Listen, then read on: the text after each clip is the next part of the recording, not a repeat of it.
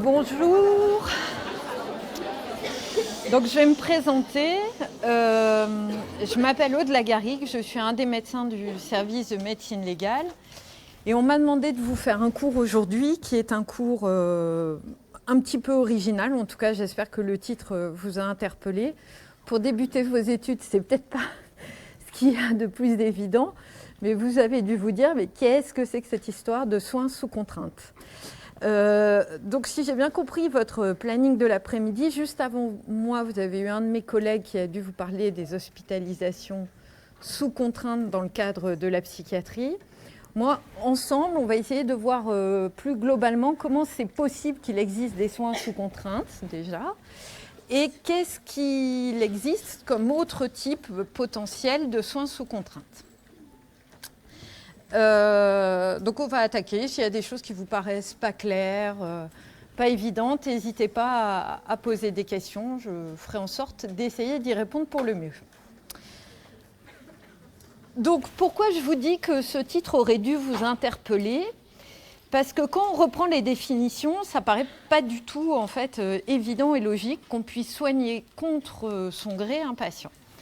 Pourquoi ? Parce que quand on recherche la définition du soin dans un dictionnaire basique, on retrouve que le soin, c'est un ensemble d'actions et de pratiques qui sont mises en œuvre soit pour conserver un état de santé, c'est-à-dire à visée préventive, soit pour rétablir l'état de santé d'un patient.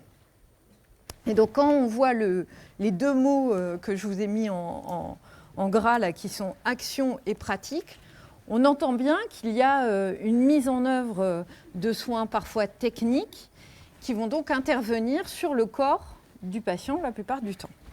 Donc qui dit soin dit qu'en tant que soignant, vous avez un droit qui est un droit tout à fait spécifique et que vous n'aurez pas en tant que simple citoyen, qui est le droit de porter atteinte à l'intégrité du corps humain de quelqu'un d'autre que vous, quoi.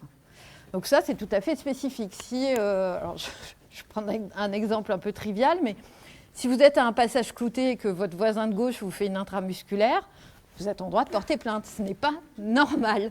Donc vous, en tant que soignant, ça paraît tout simple, mais vous êtes investi d'un droit qui est absolument hors norme, qui est le droit de pouvoir pratiquer des gestes invasifs, parfois, sur le corps de quelqu'un. Alors, il y a quand même des conditions, parce que ce n'est pas un droit aussi large que juste énoncé comme ça. C'est que les deux conditions à ce droit, c'est que votre patient soit d'accord. Donc, en effet, si vous faites des soins dentaires et que vous arrachez les dents à vos patients sans leur avoir demandé avant, est-ce que vous êtes d'accord que je pratique une avulsion dentaire, ça risque de moins bien se passer. Et puis aussi qu'il y ait une nécessité médicale. Donc ça, c'est les deux conditions sine qua non au droit de porter atteinte comme ça à cette intégrité corporelle. Alors, si on réalise des soins sous contrainte, ça veut bien dire ce que ça veut dire. Ça veut dire que cet aspect du consentement, non pas de la nécessité, parce que la nécessité, elle est toujours indispensable, mais ça veut dire que le consentement du patient n'est pas plein, puisqu'ils vont être sous contrainte. Donc, soit que le patient n'a pas complètement pu consentir librement, soit voire même qu'il refuse complètement les soins que vous allez devoir prodiguer. Donc, on entend bien qu'il y a une forme d'entorse au droit que je vous ai cité juste avant, qui est quand même un article tout à fait spécifique du Code civil. Vous êtes les seuls, en tant que soignants, à avoir ce droit-là. C'est tellement rare que ça fait partie du Code civil et que c'est un des articles, je vous ai noté l'article 16-3 du Code civil.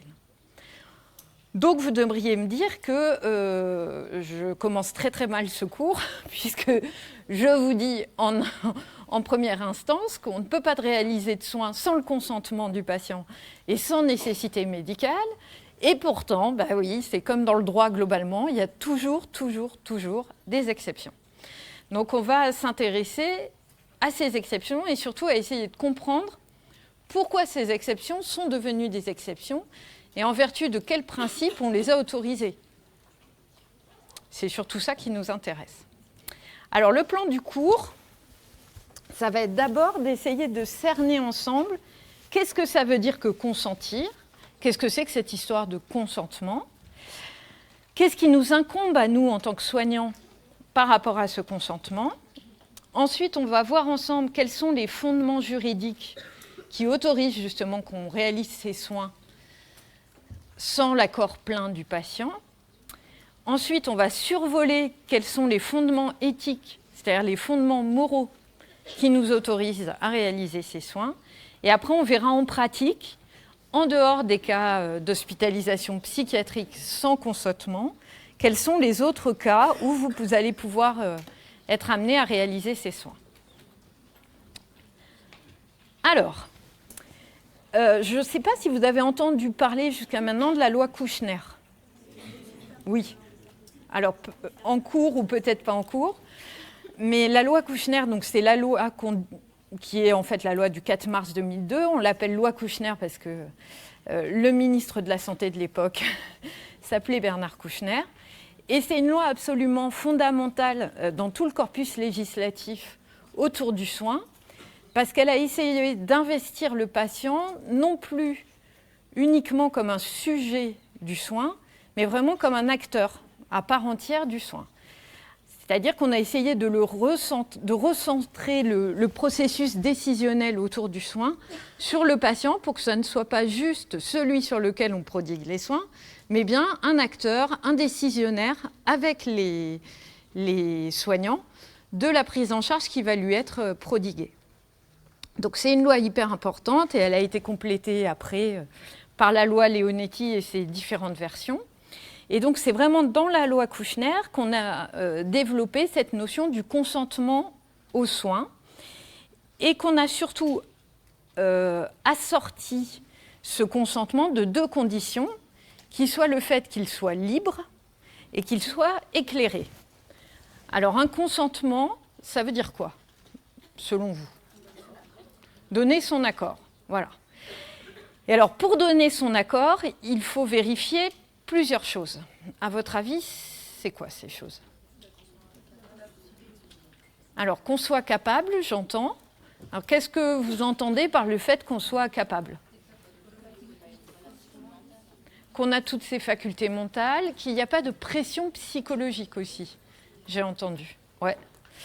Donc en gros, en tant que soignant, non seulement pour prodiguer des soins, vous devez vérifier que le patient est d'accord, mais pour tous les soins, vous devez interroger votre patient. C'est une obligation. Et vous devez vérifier qu'il ne vous dit pas oui pour faire plaisir à ses parents, il ne vous dit pas oui, ou elle ne vous dit pas oui pour faire plaisir à son mari, parce que le patient ne répond pas oui parce qu'il est dans une maison de retraite et qu'on lui a dit que oui, il devait être hospitalisé et que oui, il devait subir une chimiothérapie et des examens, voilà. Il ne dit oui pour aucune autre raison que sa volonté propre. Et ça, c'est votre responsabilité en tant que soignant. Ça, c'est déjà pas évident. Quand une jeune femme vient demander une interruption volontaire de grossesse, être sûr qu'elle vient de façon libre, vous demandez l'examen et qu'elle va y consentir à cette intervention de façon totalement libre, ça prend un peu de temps. Ça prend tellement de temps qu'on a prévu un délai légal afin d'avoir la possibilité de la rencontrer plusieurs fois, de lui faire des propositions et de bien comprendre sur quoi repose sa demande. Et non pas juste uniquement sur la volonté éventuellement de son copain ou de ses parents qui ne veulent pas qu'elle devienne maman. Donc vérifier que le consentement est libre, c'est déjà vraiment une gageure. Ça demande un peu de temps, un peu de préparation et de connaître son patient.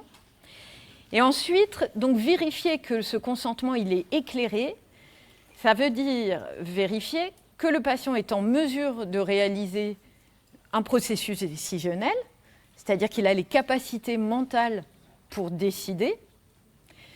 Et ça veut dire aussi qu'il a été informé de ce qu'on lui propose réellement, des conséquences, des effets indésirables potentiels, des modifications que ce traitement, par exemple, va engendrer dans sa vie, des risques de l'insulinothérapie si elle est mal adaptée au dextro, enfin voilà, un ensemble de choses.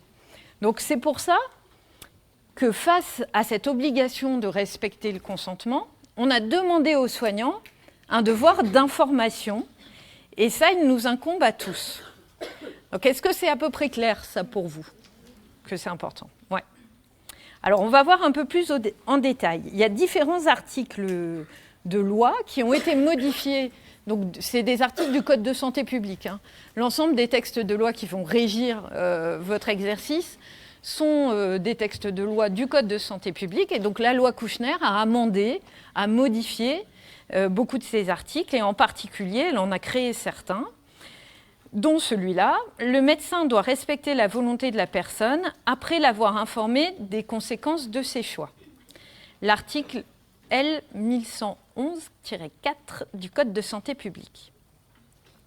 Donc ça veut bien dire qu'on est obligé de respecter ce consentement et qu'on ne peut poser la question au patient de savoir s'il accepte ou pas qu'une fois qu'on a fait le travail d'information.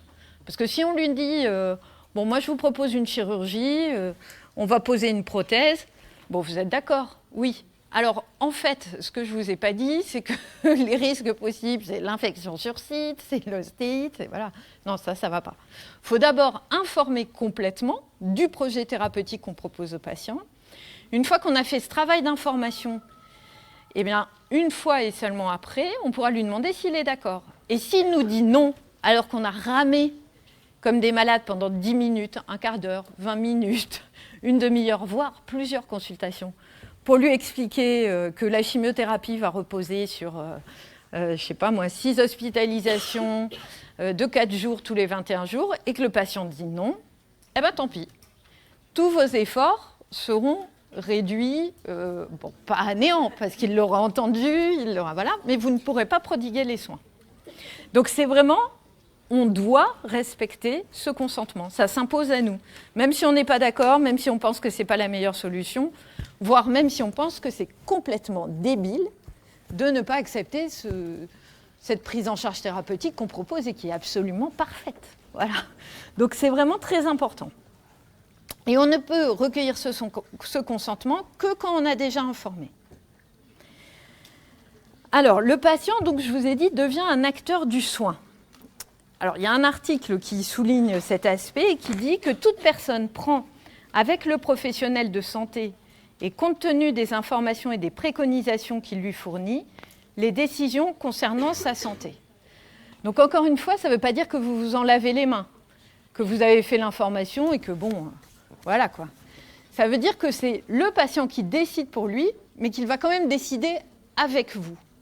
Et que donc, vous allez toujours devoir être là pour continuer ce travail d'information, d'accompagnement. Donc, on n'est plus dans un modèle hyper paternaliste de médecine où, de toute manière, en tant que soignant, on savait mieux que le patient ce qui était bon pour lui. Et que donc, bon, on ne se cassait pas trop la tête à lui expliquer, à savoir si ça convenait à son projet de vie, tout ça, bon, peu importe. On est dans un modèle, au contraire, où c'est lui qui décide et où nous, on fait les propositions qui nous paraissent les plus adaptées, où on donne les explications et les informations les plus importantes, mais où c'est bien lui qui va décider et que nous, on a un rôle finalement d'accompagnant au début dans ce processus décisionnel. Donc ça, c'est un paradigme, vous, ça vous apparaît peut-être pas clairement parce que vous êtes, pour la grande majorité, très très jeune, mais c'est un paradigme complètement nouveau. 2004, c'est un tsunami dans la façon de réaliser de la médecine.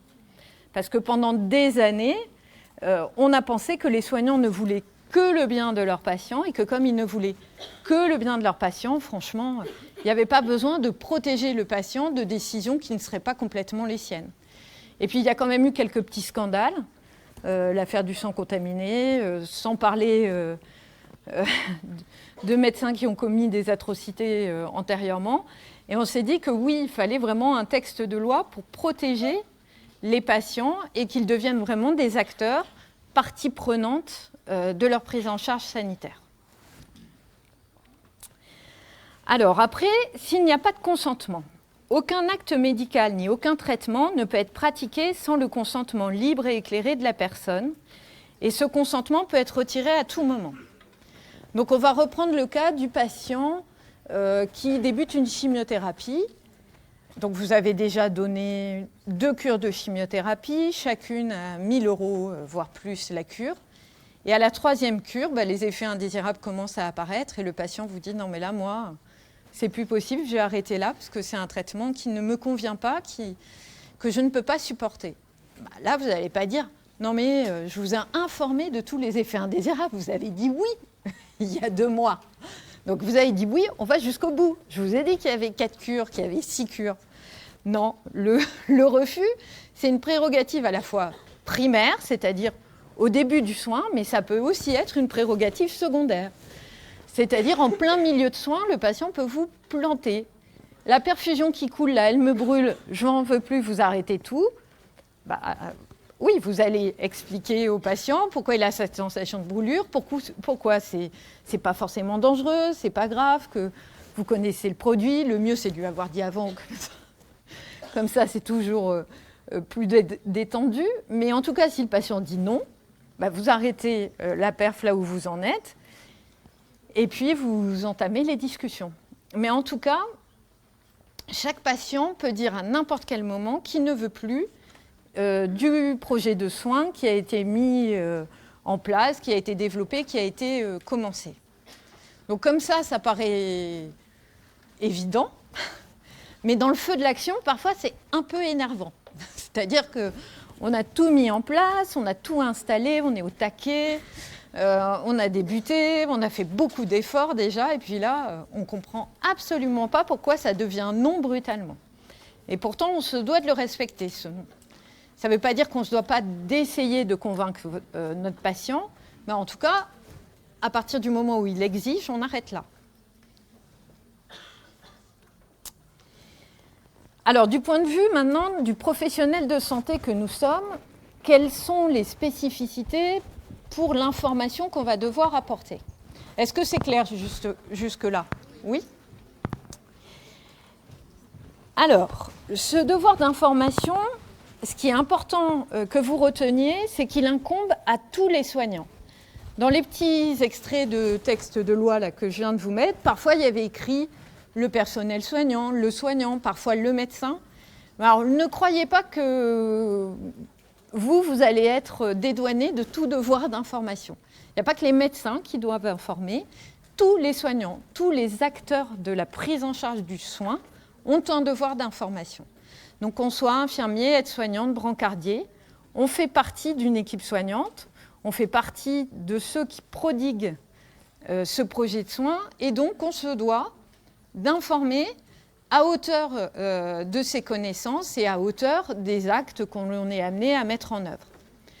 Donc, c'est ce qui est stipulé dans cet article, toujours la 1111-2 du Code de santé publique. Toute personne a le droit d'être informée sur son état de santé. Cette information incombe à tout professionnel de santé dans le cadre de ses compétences et dans le respect des règles professionnelles qui lui sont applicables.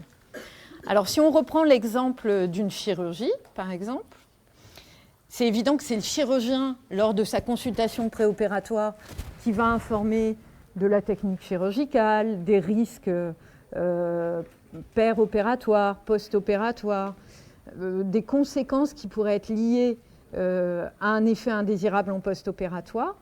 Mais le jour du bloc ou le jour de l'hospitalisation, tous les soignants qui vont participer au traitement de ce patient vont avoir un rôle.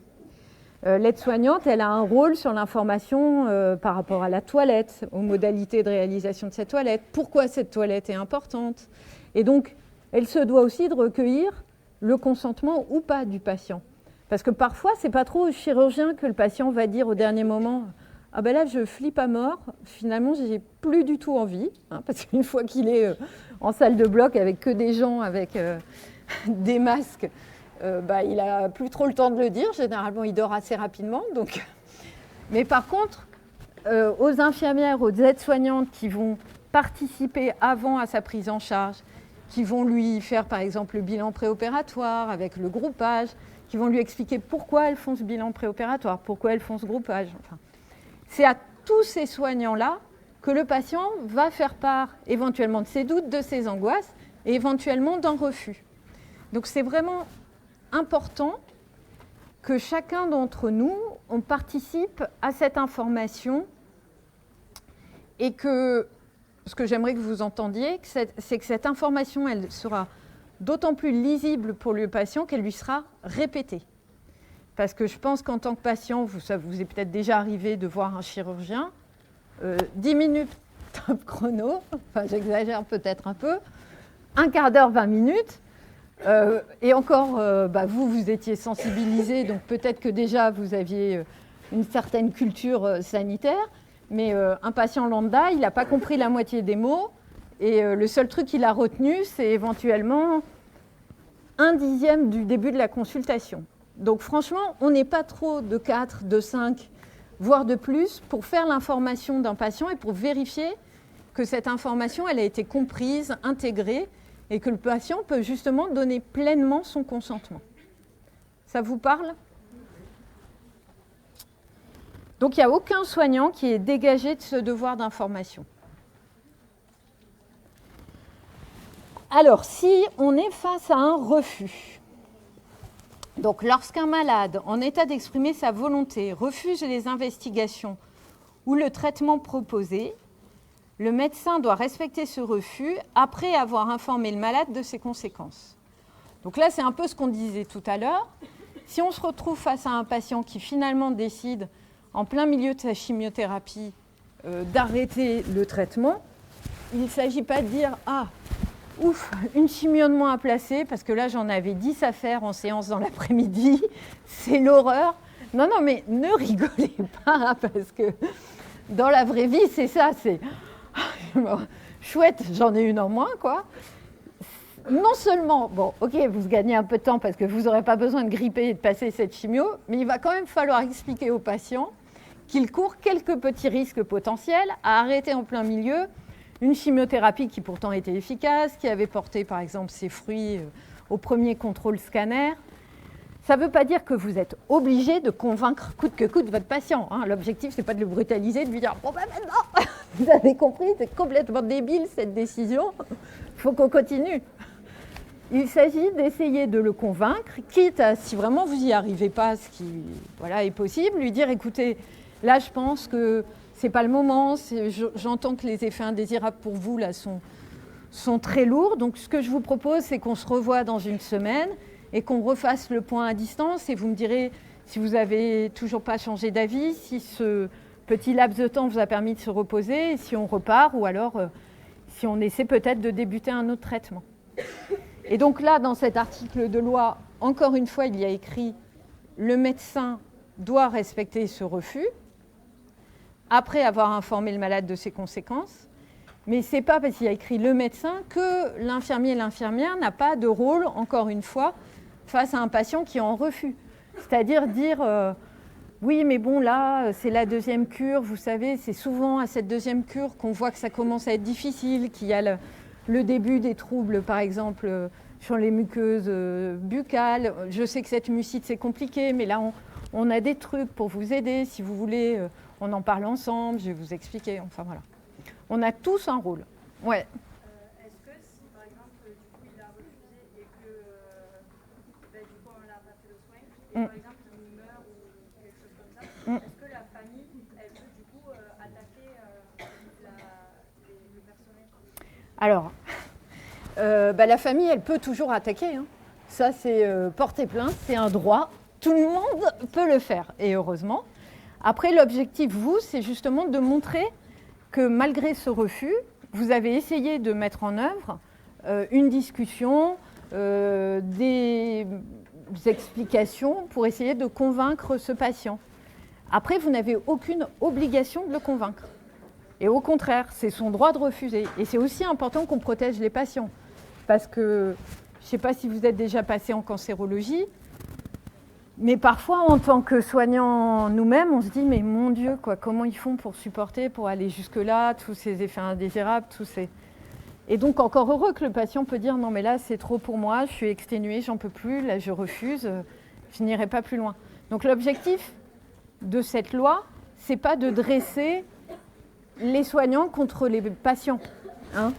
c'est vraiment de respecter au mieux la volonté du patient pour qu'il ne se sente pas écrasé par une forme de pouvoir médical qui a souvent, trop souvent en tout cas, contraint les patients peut-être à accepter des prises en charge auxquelles ils n'étaient pas vraiment adhérents. Donc après, si vous avez tracé dans un dossier, et puis si vous êtes plusieurs à avoir participé à cette information, eh ben vous serez aussi plusieurs à avoir tracé différemment. Le médecin mettra dans son courrier j'ai revu en consultation monsieur X qui encore une fois refuse le traitement qui lui est proposé. Vous aurez, si vous êtes en hospice, vous aurez peut-être mis sur des feuilles roses voilà, j'ai discuté longuement avec monsieur. Bon, voilà. Donc c'est à plusieurs qu'on montre bien qu'on a participé à essayer de convaincre. Mais après, c'est heureusement la liberté du patient de dire là, j'en peux plus, je préfère mourir de mon hémopathie maligne que de continuer un traitement que je ne supporte pas. Quoi. Oui.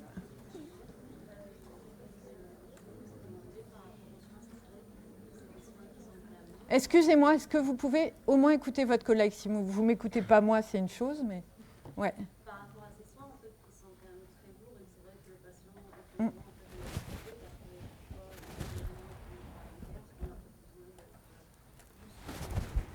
Ouais. Et en fait, moi, je voulais juste faire, par rapport aux soins, on oublie souvent quelques soins alimentaires. Oui. Donc, vous avez une personne qui refuse de manger. Et qui est quand même le plus souvent, et en fait, quand on est soignant, en tout cas, c'est beaucoup plus confronté en fait à ce soin, qui est quand même assez connu, qu'on trouve beaucoup chez la personne âgée, qui est très très compliqué parce que refuser des soins égale à plein d'autres choses, en fait, parce qu'il y a la dégradation, et d'autres complications, ouais. Ouais.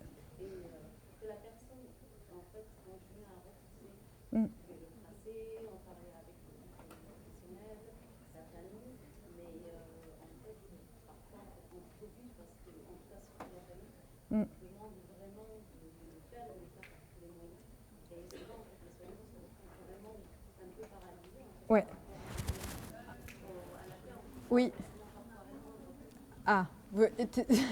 En fait, on parlait des soins alimentaires. Enfin, votre collègue parlait des soins alimentaires et des difficultés, par exemple, pour les personnes âgées qui refusent de s'alimenter, de mettre en place, en tout cas, une réflexion qui évite de subir parfois les pressions de la famille qui dit non, mais il faut absolument qu'elle mange, sinon il va y avoir d'autres complications, son état cutané va se dégrader, elle va s'altérer. Voilà. Et finalement, c'est vrai qu'on demande parfois aux aides-soignants d'être un petit peu incisifs sur cet aspect alimentaire. Donc on va discuter après. Là, je commence par les textes de loi qui sont toujours... Un texte de loi, c'est un texte qui ne vise pas à cibler des situations précises. Et donc après, on peut toujours l'interpréter. Alors, l'interprétation qu'on en fait, c'est tout sujet à discussion et c'est ce qui fait le travail des avocats. Mais on va voir ensemble, en effet, quels sont les autres fondements, et en particulier les fondements éthiques de ce soin sous contrainte et comment on peut sortir de ces situations-là. Alors, donc devoir d'essayer de convaincre, en particulier s'il y a un risque mortel, si la volonté de la personne de refuser ou d'interrompre tout traitement met sa vie en danger, le médecin doit tout mettre en œuvre pour la convaincre d'accepter les soins indispensables. Mais encore une fois, là, ce qui est bien dit, c'est qu'on doit tout mettre en œuvre, c'est forcé d'être compréhensible, voilà, mais que la personne n'est pas obligée d'accepter, même si ce sont des soins qui ont pour but de préserver sa vie et que son pronostic vital est en danger. Donc ça paraît aussi une évidence, mais tout mettre en œuvre. Par exemple, je ne sais pas si vous avez déjà été confronté à un patient qui ne parle pas votre langue. Est-ce que le consentement, il est libre et éclairé ? Hein, non. Obtenir le consentement de quelqu'un d'étranger, ça passe par un interprète. Hein. Vérifier qu'un consentement est libre avec quelqu'un qui ne parle pas votre langue ou qui ne vous comprend pas. Si l'interprète, c'est le cousin ou la mère, voilà, bon. Alors après, je sais bien qu'on ne vit pas dans un monde idéal. Donc on fait comme on peut, on a Google Trad, voilà, on se dépatouille.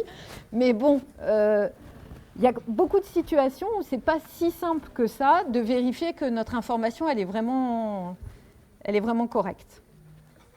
Alors, qu'est-ce qui permet, encore une fois, de pouvoir dire que nos soins sont acceptables et de devoir recueillir ce consentement. Ben, c'est déjà de proposer des soins qui sont proportionnels et adaptés. Quand je vous ai parlé au début de l'article du Code civil qui vous donne le droit de porter atteinte au corps humain au corps de vos patients, selon 2 principes qui sont son consentement et la nécessité des soins, ben, la nécessité, ça entend aussi la proportionnalité. Donc, bien sûr que proposer une réanimation à quelqu'un qui est en fin de vie d'un lymphome et qui ne souhaite pas continuer à vivre dans cet état, ben, ce n'est pas une proposition licite, ce n'est pas une proposition acceptable.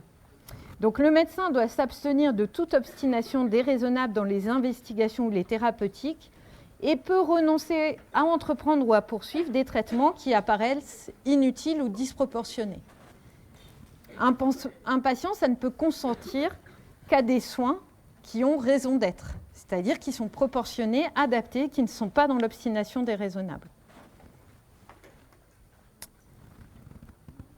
Alors, donc on a vu ensemble quelle était la place donc, de ce consentement et de cette information. Et les textes de loi qui y répondent. On va voir ensemble quels sont les fondements juridiques qui permettent de réaliser des soins sous contrainte, c'est-à-dire des soins qui vont à l'encontre de cet article du Code civil dont je vous ai parlé au départ. Alors, vous avez vu quelques-unes de ces raisons.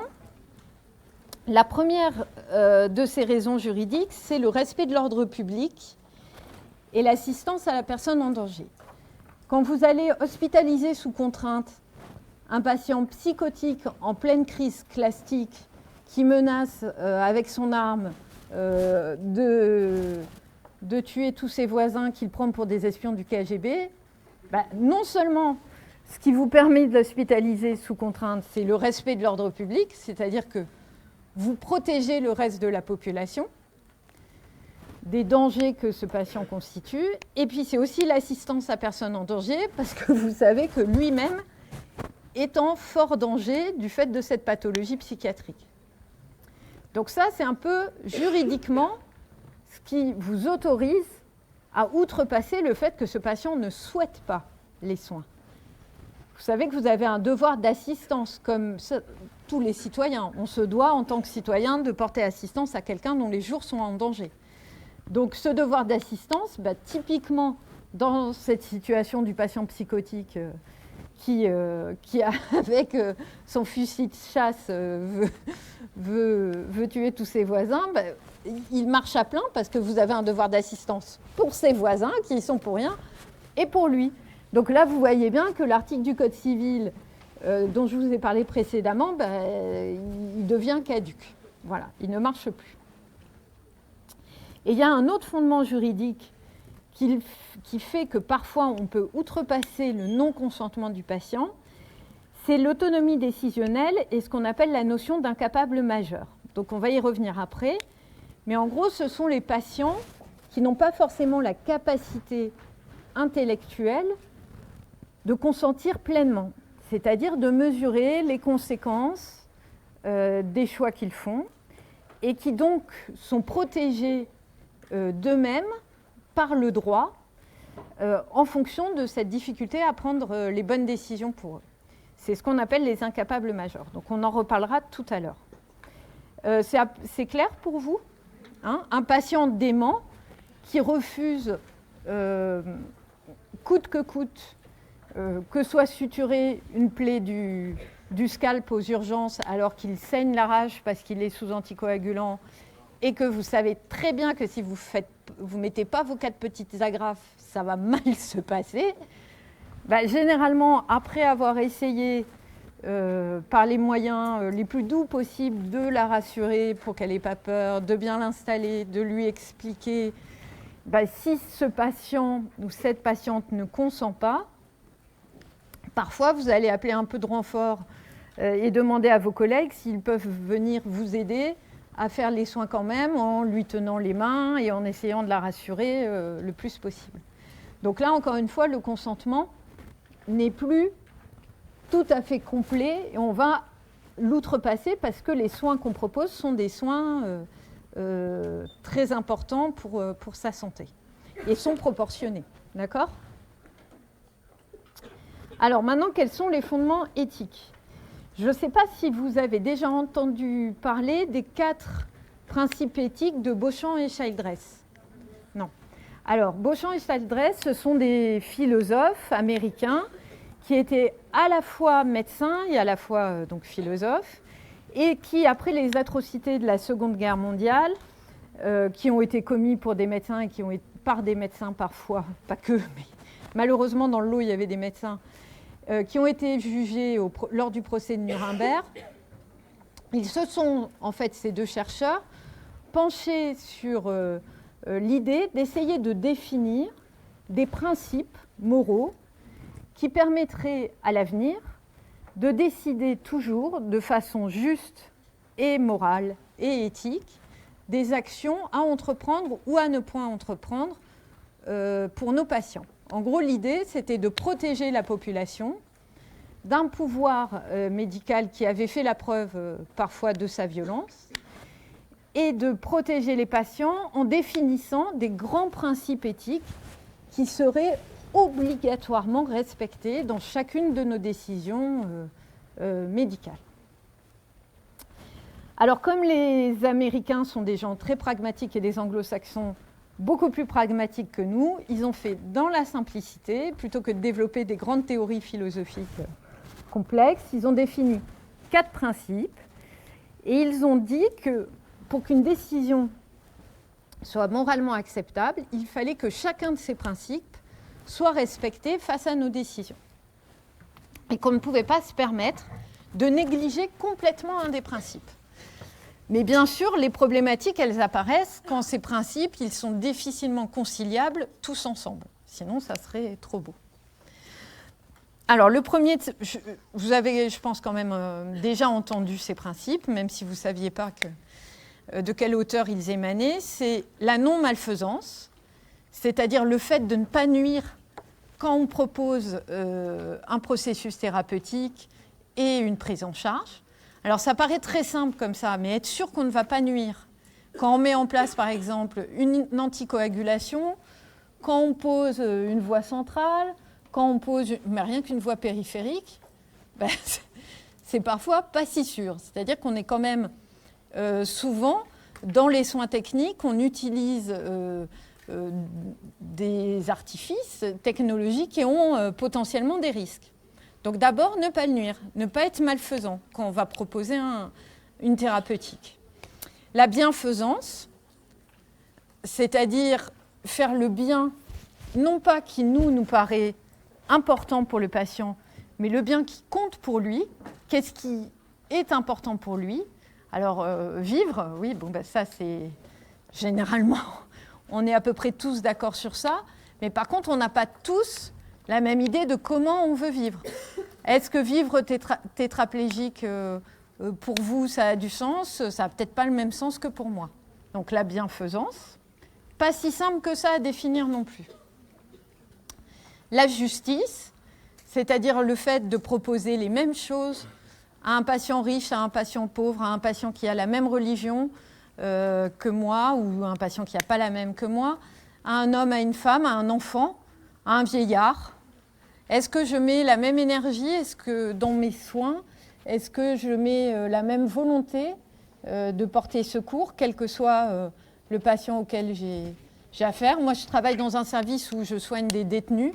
Est-ce que je propose la même qualité de soins à un patient qu'il ait pris 30 ans de prison et que je me dise qu'il a dû faire quelque chose de pas très... ou qu'il n'ait pris qu'1 an de prison ? Voilà. Et ensuite, l'autonomie, c'est-à-dire respecter la volonté de la patiente. L'autonomie, c'est sa capacité à décider. Faire du patient, encore une fois, un acteur du soin. Donc l'idée pour ces auteurs, c'est qu'une décision, par exemple la décision d'alimenter ou pas avec une sonde gastrique ou d'alimenter ou pas un patient en lui forçant un peu la main, eh ben, elle est éthique ou elle n'est pas éthique en fonction du fait qu'elle respecte cette décision, chacun des 4 principes qui sont ici. Alors, si on reprend par exemple la situation de la prise alimentaire d'un patient atteint d'un début de démence sénile qui est hospitalisé en gériatrie suite à une fracture du col, à votre avis, c'est quoi la bienfaisance dans cette situation? Être bienfaisant. On vient de se fracturer le col, la cicatrisation c'est compliqué, vous avez fait affaire à un patient qui parfois est déjà un peu dénutri. Est-ce qu'alimenter c'est important? Oui, alimenter c'est hyper important. Vous avez un patient qui est déjà dans un état inflammatoire, il vient d'être opéré. Si vous n'apportez pas les protéines et toutes les choses nécessaires, la cicatrisation ne va pas être tip-top. Donc, alimenter, c'est bienfaisant. Alimenter de force en faisant passer coûte que coûte la petite cuillère entre les dents avec un patient qui, du coup, lutte, tousse, a un risque éventuellement de faire une fausse route parce que, justement, il n'a pas envie d'avaler, est-ce que c'est bienfaisant? Est-ce que ce n'est pas un peu malfaisant?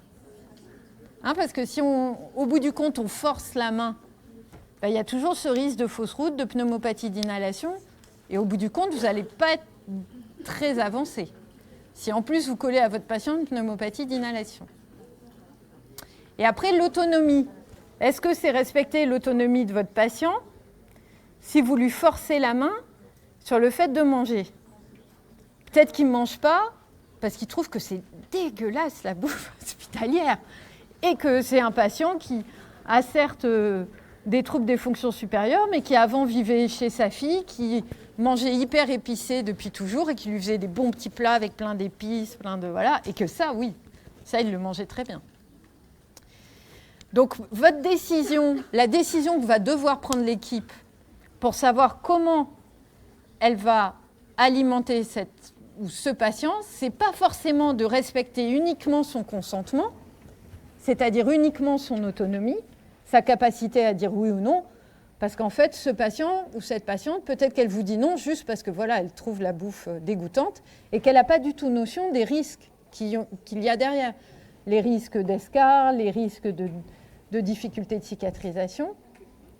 Donc, si vous voulez être à la fois bienfaisant, non malfaisant, respecter l'autonomie et éventuellement la justice, peut-être que la solution, ça va être de demander à sa fille d'amener des petits plats tout préparés que le patient aime bien, ou de demander à sa fille de venir l'alimenter elle-même, peut-être une fois par jour si elle peut, parce que ça sera un repas qu'il acceptera ou qu'elle acceptera, et que le reste du temps, peut-être que vous allez trouver des compléments alimentaires au café que finalement ce patient adore et qui vont passer. Vous voyez ? La décision en pratique d'un point de vue éthique, les principes qui vont entrer en ligne de compte pour prendre une décision, ça va être ces quatre principes-là. Et vous allez essayer de les respecter au mieux chacun pour être sûr de ne pas être complètement dans une décision qui sera arbitraire. Par exemple, si on prend la situation des témoins de Jéhovah. Alors ça, là, les témoins de Jéhovah, on ne va pas en parler d'un point de vue juridique, on va essayer d'en parler d'un point de vue éthique. Donc, vous avez une patiente qui se présente au bloc d'obstétrique, qui est en train d'accoucher, que vous ne connaissez pas, dont vous n'avez pas fait le suivi, et qui accouche finalement dans votre unité, mais qui fait un trouble ou une difficulté en post-accouchement avec une rétention placentaire et finalement un début de saignement massif avec une hémorragie qui très rapidement part en cacahuète, dirons-nous.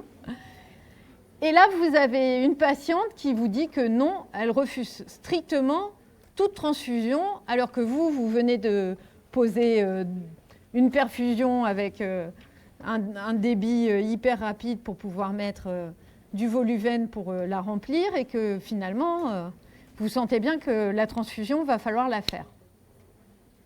Alors, à votre avis, comment on fait avec ces principes ?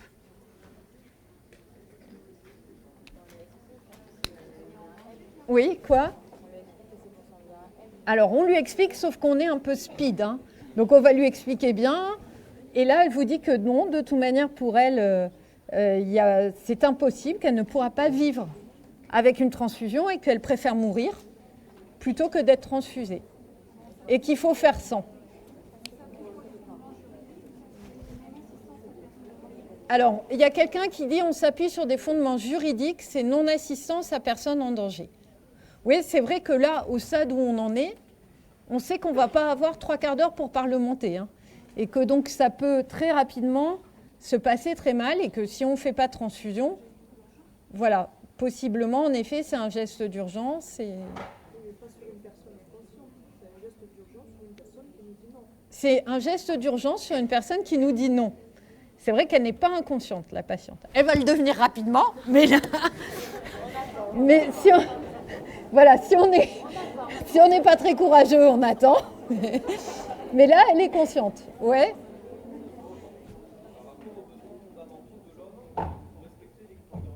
Ouais.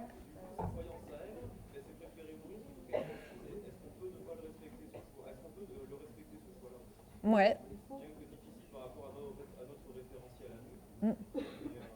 Oui, parce que la bienfaisance, c'est la bienfaisance pour le patient. C'est-à-dire faire ce que le patient attend pour lui. Vous allez voir, il y a plein de patients qui vous demandent des choses. Alors vous, ça vous paraît complètement... voilà, mais nous, par exemple, on a eu un jeune patient avec une néoplasie du testicule qui a non métastatique, qui a refusé pendant plus d'1 an une prise en charge chirurgicale, alors que c'était tout à fait curable. Alors ça paraît totalement hallucinant, on se dit, mais bon, je pense que pourtant, oui, la bienfaisance, c'est pas toujours la même pour nous en tant que soignants que pour le patient lui-même. Ouais. Attendez, écoutez.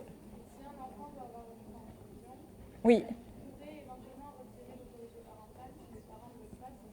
Ouais. Ça, on va le voir après. Mais là, la maman, elle a accouché, le bébé va bien, c'est elle qui est en danger. De quoi? Alors, du coup, on fait quoi? Alors après, c'est vrai qu'il y a un tiers en plus. Là, moi, c'est toujours aussi le sort de l'enfant. On se dit finalement, un enfant qui naît, il n'a pas choisi que ses parents soient témoins de Jéhovah. Et il a peut-être envie d'avoir un papa et une maman. Et voilà. Alors, en pratique, tous les réanimateurs qui ont réalisé contre le consentement des patients des transfusions dans des situations d'urgence où vraiment il n'y avait pas d'autre alternative thérapeutique n'ont jamais été condamnés. Ceux qui ont été condamnés, c'est ceux qui ont réalisé des transfusions alors qu'il y avait d'autres choix éventuels ou que par exemple on aurait pu réaliser antérieurement soit un prélèvement de sang pour le préparer pour post-bloc opératoire, mais en situation d'urgence, quand ces soins étaient proportionnels, il n'y a jamais eu de condamnation. Donc après, moi, il n'y a pas de vérité sur ces situations-là. Il n'y a pas de décision comme ça, facilement jugeable, éthique ou pas éthique. Mais en tout cas, si vous avez réfléchi à ces 4 principes et que vous êtes en mesure de justifier que vous avez respecté l'autonomie, qu'il vous semble avoir respecté la bienfaisance, que la non-malfaisance, ça a été pas forcément complètement plein, mais que vous avez essayé de mener une réanimation correcte sans transfuser, on ne peut pas dire que votre décision, elle n'aura pas été éthique. Elle n'aura peut-être pas abouti à la bonne finalité, mais elle aura été menée. D'accord ? Bon. Donc ça, c'était pour les fondements éthiques. C'est un peu compliqué en 1 heure de débattre de tout, mais en tout cas, ce qui pose question dans les soins sous contrainte, qu'il va rester, et c'est pareil en psychiatrie, hein, y compris sur les hospitalisations sous contrainte, c'est ce respect entre la bienfaisance et l'autonomie. Est-ce que parce qu'on est schizophrène, on n'a pas du tout de capacité décisionnelle? Non. Quand on est schizophrène, traité, équilibré, voilà, heureusement qu'on a une autonomie décisionnelle et qu'on décide pour soi de plein de choses. Est-ce que quand on est dépressif, voilà, on ne peut pas décider d'avoir un enfant, d'être enceinte? Est-ce qu'on ne peut pas voter? Est-ce qu'on peut pas? Eh bien si.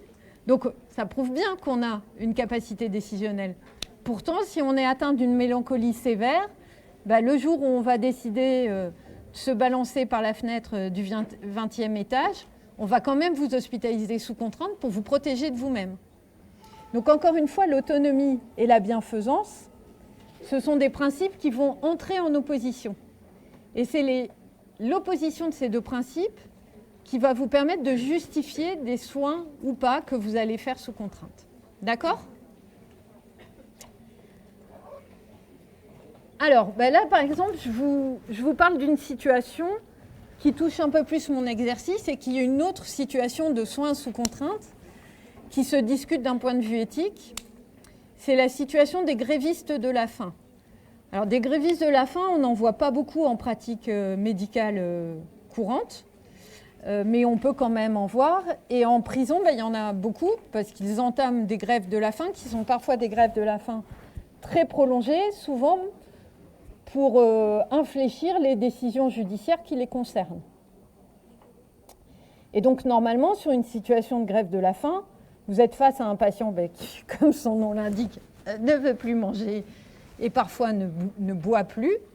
Qu'est-ce qui vous autorise, coûte que coûte, à lui poser une perf dessus, voire à l'attacher pour qu'il accepte la perf et qu'il accepte d'être réhydraté, réalimenté. Oui.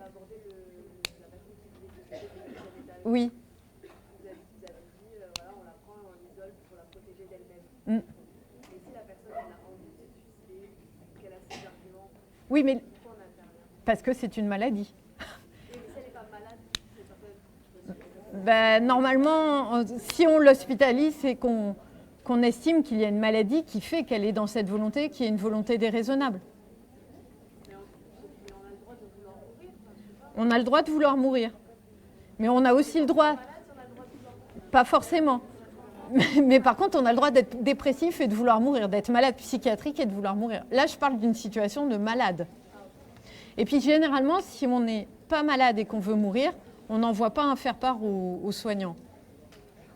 Tu vois, donc ces patients-là on ne les voit pas. Alors donc, si on est un gréviste de la faim, alors en détention, en prison, il y a un article de loi qui existe, qui est un article de loi tout à fait spécifique, et qui dit que si un détenu se livre à une grève de la faim prolongée, il ne peut être traité sans son consentement, sauf lorsque son état de santé s'altère gravement, seulement sur décision et sous surveillance médicale. En gros, ce que cela dit, c'est qu'on peut surseoir au consentement du patient si son pronostic vital est gravement engagé, parce qu'on va estimer que son autonomie, peut-être elle n'est pas complètement pleine.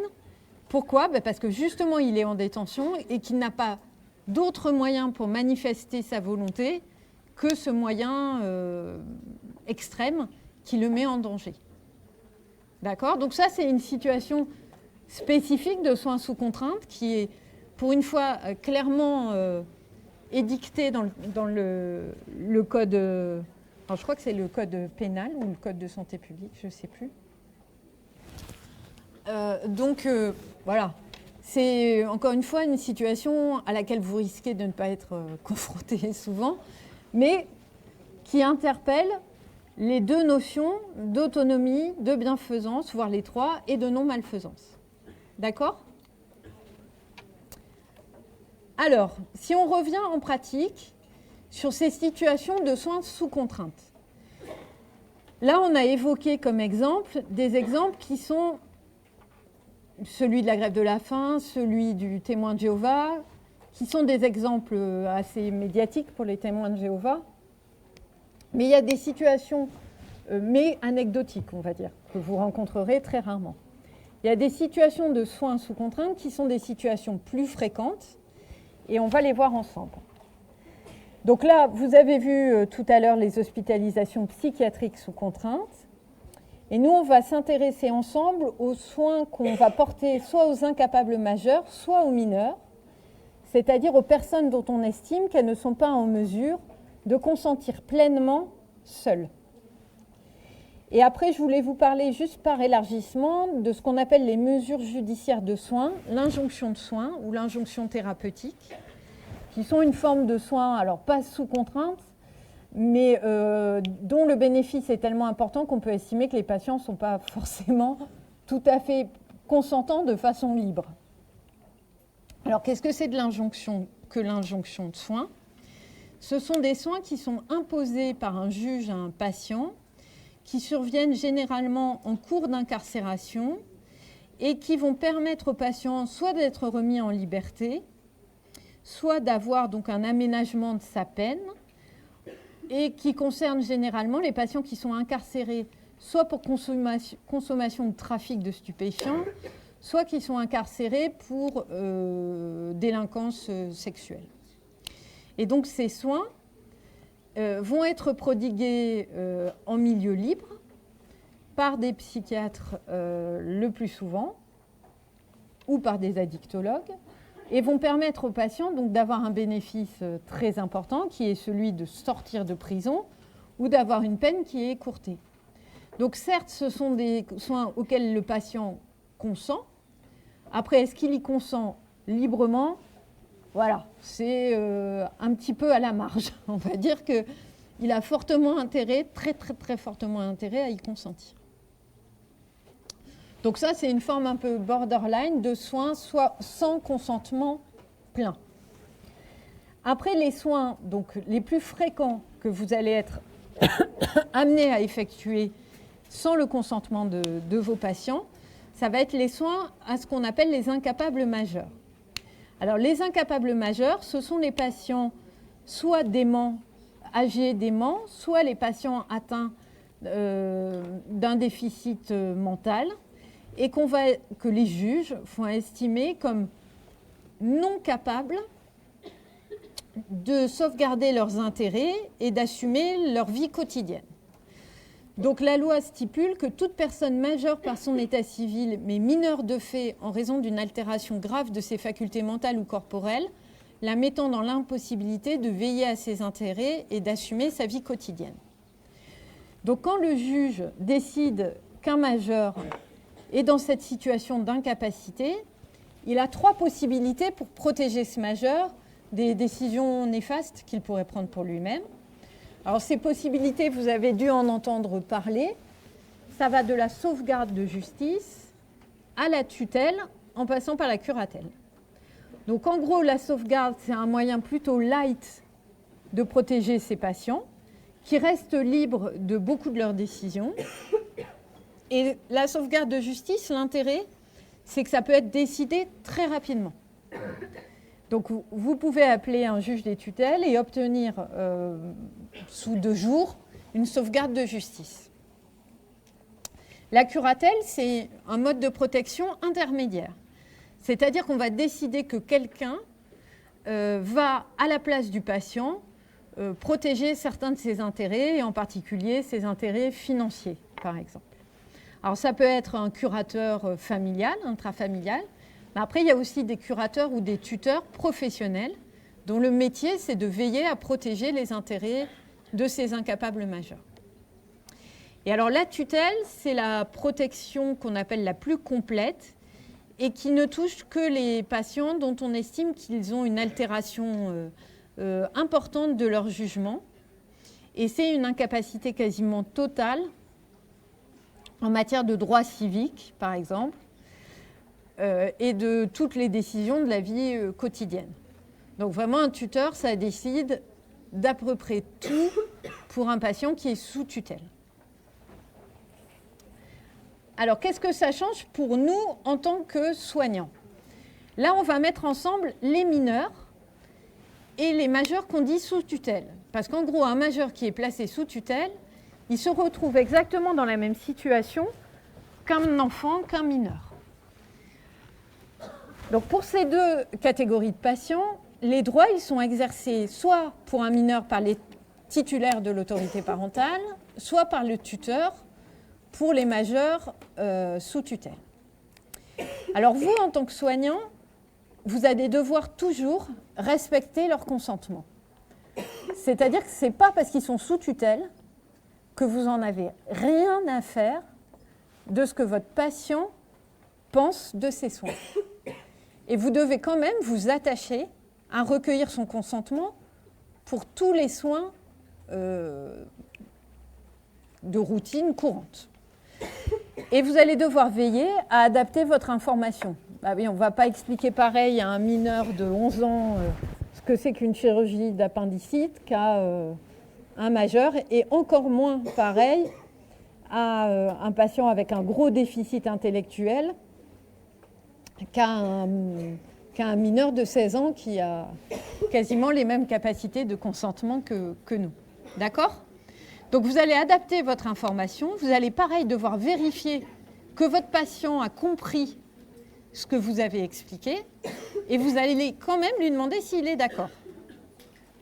Alors maintenant, ce qui nous intéresse vraiment, c'est en gros si le patient n'est pas d'accord. Si vous vous retrouvez face à un mineur ou face à un patient atteint d'une démence sévère qui refuse les soins.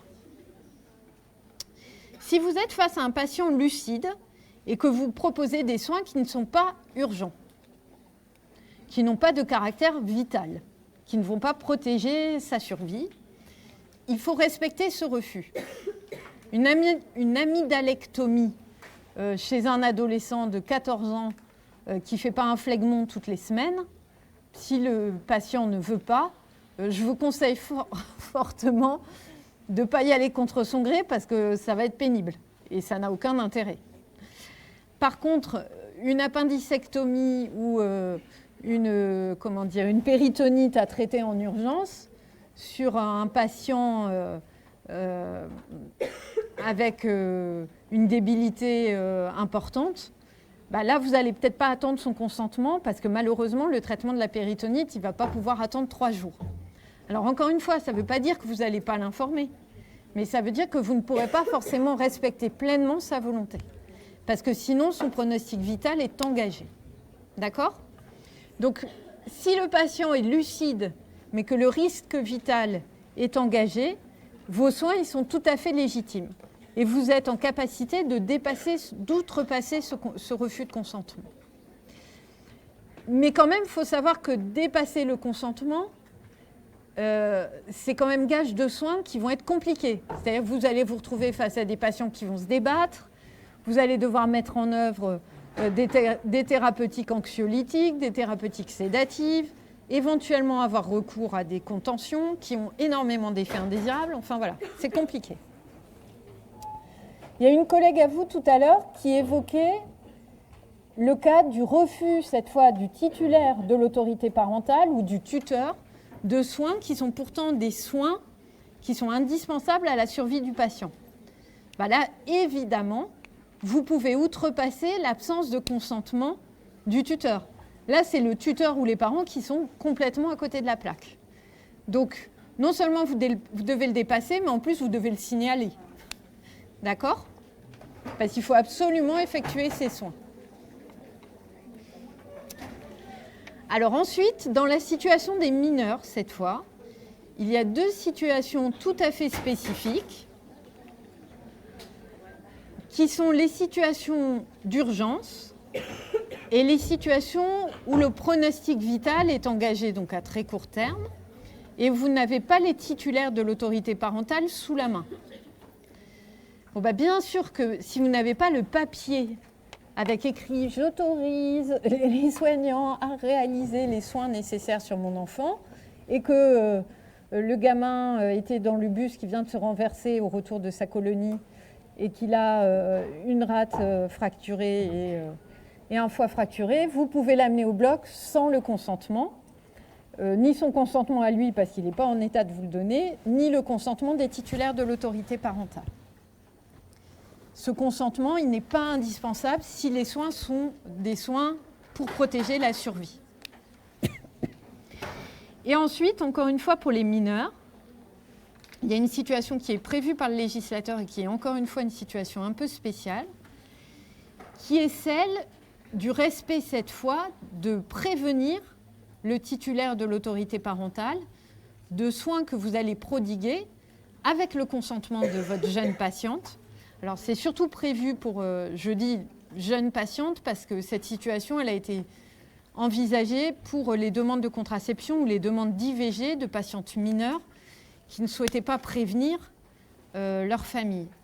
Donc, vous pouvez pratiquer ces soins parce qu'on estime qu'en particulier, une interruption volontaire de grossesse, ça peut être parfois un soin qui est absolument indispensable pour protéger l'intégrité psychique de votre patiente. Du moment que cette adolescente est accompagnée d'un majeur, un majeur de son choix, n'importe lequel, et pas forcément ceux qui sont titulaires de l'autorité parentale. Madame Lagarrigue, s'il vous plaît. Oui. On peut bien revenir sur la diapo précédente. Oui. Et sur le dernier point,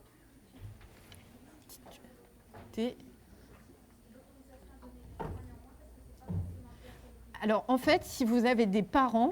Alors, il y a eu une situation très médiatique il y a quelque temps avec une enfant qui était... alors, c'était quand même il y a 3 ans, donc je ne saurais plus vous dire exactement quelle était sa pathologie, mais qui avait besoin de soins très urgents, qui était hospitalisée. Ces soins étaient indispensables pour qu'elle puisse rester en vie. Et les parents avaient fugué avec l'enfant. Et que cette fugue mettait complètement en jeu le pronostic vital de l'enfant. Les parents ont été recherchés et les soins ont été donnés sans l'accord des titulaires. Mais par contre, les titulaires ont été signalés. Enfin, bon, bah là, ils ont été signalés de fait. Et ils ont peut-être perdu, justement, l'autorité parentale. D'accord ? Si vous jugez qu'il y a des soins qui sont indispensables, bah, c'est par exemple l'enfant témoin de Jéhovah qui a besoin d'une transfusion parce que... il a une drépanocytose homozygote et qu'il n'y a pas d'autre moyen, bah, si cette transfusion elle est indispensable et que les parents refusent, vous n'allez pas accepter de ne pas prodiguer les soins. D'accord ? Parce que là, c'est les parents qui, pour le coup, sont malfaisants pour leur enfant. Ouais.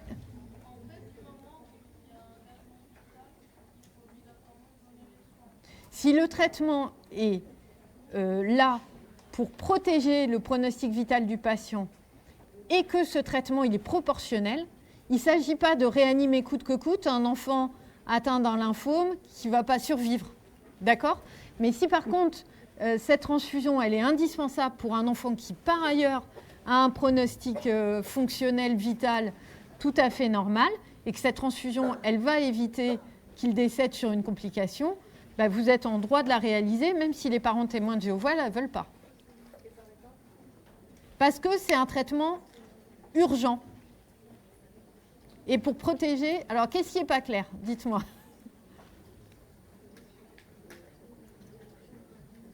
Parce que c'est un mineur. Donc, on considère qu'un mineur, ça ne peut pas décider tout seul s'il veut mourir.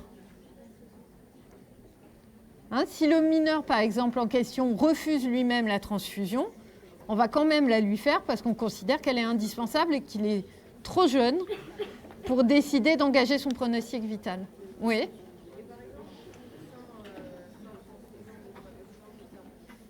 Est-ce que tu peux parler plus fort pour que... Si on diagnostique un cancer, par exemple, sur un enfant et que les parents refusent, Oui. est-ce que du coup on prend quand même en compte la vie des parents ou pas ? Alors, la question, c'est si on a un enfant qui est atteint d'un cancer et que les patients refusent une thérapeutique, est-ce qu'on tient compte de ce refus ou qu'est-ce qu'on fait ? Est-ce qu'on... Voilà. Alors, ce que j'aimerais quand même vous dire, c'est que toutes les situations dont on vient de parler, c'est des situations ubuesques. Et que la vraie vie des soins, c'est dans l'immense majorité des cas, c'est pas ça, et heureusement. Et que face à un enfant qui est atteint d'un cancer, on n'a pas qu'un traitement à proposer. Il y en a un qui est peut-être plus efficace, mais qui a des conséquences plus lourdes. Et il y a d'autres lignes thérapeutiques. Et finalement, dans ce genre de décision, on n'est pas pressé. Donc on a le temps pour convaincre l'enfant, pour convaincre les parents et pour éventuellement envisager tout ce qu'on peut mettre en place pour que ce qui leur paraît inacceptable le soit moins. Et voilà. Donc ça... Vraiment, quand ils n'ont pas le temps de réfléchir, en fait, quand on n'a pas le temps de... Voilà. Alors, quand on n'a pas le temps de réfléchir, ben là c'est vrai et que c'est absolument vital, on peut l'outrepasser. Après, si on est face à des parents qui deviennent maltraitants par leurs décisions, ben, ça peut quand même faire preuve d'un signalement. Et là, après, c'est au juge de décider jusqu'où on va. Voilà, donc juste je termine ce cours. J'espère... oui, si j'ai dépassé. Donc, ce que je voulais vraiment vous dire, c'est qu'encore une fois, la majorité, l'immense majorité des soins sous contrainte, ce sont des soins psychiatriques, qu'en pratique courante, ce sont des soins extrêmement rares, et que généralement, on a plus affaire à des oppositions qu'à des refus francs, et que face à des situations d'opposition, il y a des petites choses très simples à mettre en œuvre, qui sont d'avoir une qualité relationnelle à développer au maximum avec les patients pour ne pas en arriver là, de ne pas prendre les patients pour des imbéciles et de ne pas les prendre de haut, parce que plus on est dans une attitude de reconnaissance mutuelle de nos capacités et plus on reconnaît le patient comme un acteur, plus en tant que soignant, il va vouloir adhérer à ce qu'on lui propose. Et puis aussi d'anticiper au maximum les décisions dont on sait qu'elles vont être complexes, parce qu'un patient prévenu, c'est un patient serein. Un patient pas prévenu, et parce qu'un patient pas prévenu, c'est un patient inquiet et que donc c'est un patient qui va avoir beaucoup plus de mal à nous suivre. Et en plus, on est rarement seul dans son exercice, même quand on travaille en libéral. Donc surtout, pas hésiter à passer la main, parce que ça peut vite devenir anxiogène pour les deux côtés, les soignants et les patients. Donc parfois, passer la main à un confrère, à un collègue, ça fait du bien. Voilà, allez, bon courage.